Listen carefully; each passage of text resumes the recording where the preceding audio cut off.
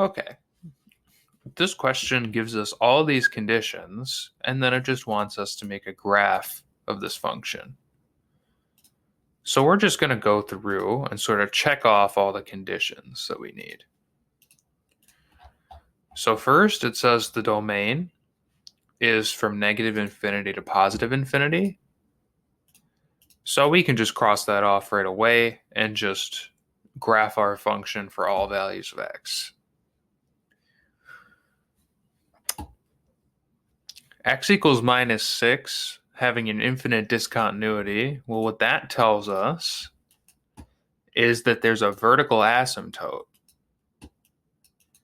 at x equals negative 6. And we'll figure out what kind of infinity it approaches later based on the other conditions. So f of negative 6 is